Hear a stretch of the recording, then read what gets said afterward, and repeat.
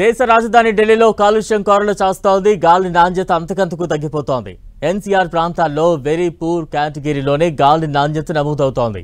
చాలా ప్రాంతాల్లో ఇవాళ ఉదయం 359కి పైగా ఏక్యూఐ నమోదైంది.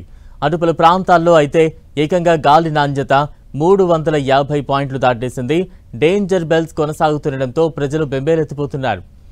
అటు ఢిల్లీలోని India gate, Akshardham, Anand Vihar, Abdul Kalam road, AIIMS, Ghazipur సహా చాలా ప్రాంతాల్లో గాలి నాణ్యత క్షీణించిపోయింది. ఆయా ప్రాంతాల్లో ఓవైపు కనిష్ట ఉష్ణోగ్రతలు నమోదవుతుండగా నగరవాసులు ఉక్కిరిబిక్కిరవుతున్నారు. మరోవైపు శీతాకాలం కావడంతో విపరీతంగా పొగమంచు కూడా కురుస్తోంది. ఎదురుగా వస్తున్న వాహనాలు కూడా కనిపించకపోవడంతో వాహనాలు నెమ్మదిగా కదులుతున్నాయి. దేశ రాజధాని ఢిల్లీ సహా దేశవ్యాప్తంగా వివిధ రాష్ట్రాల్లోనూ గాలి నాణ్యతలు పడిపోతున్నాయి.